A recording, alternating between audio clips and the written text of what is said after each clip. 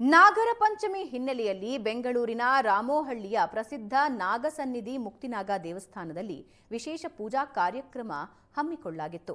ನಾಗ ಚತುರ್ಥಿ, ನಾಗಪಂಚಮಿ ಹಾಗೂ ಸಿರಿಯಾಳ ಷಷ್ಠಿ ನಡೆಯಿತು. 3 ದಿನಗಳ ಭಕ್ತಾದಿಗಳು ನಾಗದೇವನ ಮೂಲಸ್ಥಾನ ಆದಿ ಸುಬ್ರಹ್ಮಣ್ಯನಿಗೆ ಕ್ಷೀರಾಭಿಷೇಕ ಮಾಡಿದರು. ನಾಗರ ಪಂಚಮಿ ಹಿನ್ನೆಲೆಯಲ್ಲಿ ಬೃಹತ್ ನಾಗನಿಗೆ ಕ್ಷೀರಾಭಿಷೇಕ ಹಾಗೂ ಬೆಣ್ಣೆಯ ಅಲಂಕಾರ ನೆರವೇರಿಸಲಾಗಿತ್ತು. ಸಹಸ್ರಾರು ಸಂಖ್ಯೆಯಲ್ಲಿ ಆಗಮಿಸಿದ ಭಕ್ತಾದಿಗಳು ನಾಗದೇವರ ಅಲಂಕಾರ ನೋಡಿ ಕಣ್ತುಂಬಿಕೊಂಡು ಪ್ರಸಾದ ಸ್ವೀಕಾರ ಮಾಡಿದರು. ಜೀವನದಲ್ಲಿ ಕೆಲಸ ಕಾರ್ಯಗಳು ಕೈಗೂಡಿ ಯಶಸ್ಸು, ಅಭಿವೃದ್ಧಿ ಸಿದ್ಧಿಸೋದಕ್ಕೆ ನಾಗದೇವನ ಕೃಪೆ ಅತ್ಯಗತ್ಯ ಅನ್ನೋದಾಗಿ ಮುಕ್ತಿ ನಾಗ ದೇವಸ್ಥಾನದ ಧರ್ಮದರ್ಶಿ ಡಾಕ್ಟರ್ ಗೌರಿ ಸುಬ್ರಹ್ಮಣ್ಯ ತಿಳಿಸಿದರು.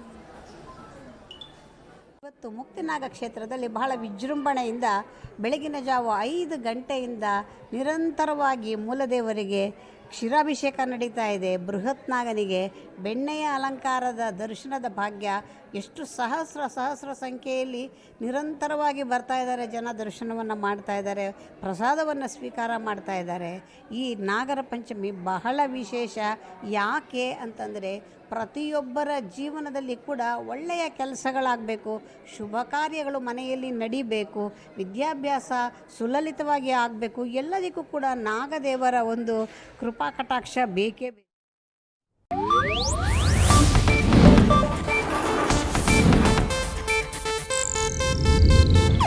ಇದು ಏಷ್ಯಾನೆಟ್ ನ್ಯೂಸ್ ನೆಟ್ವರ್ಕ್ ಪ್ರಸ್ತುತಿ.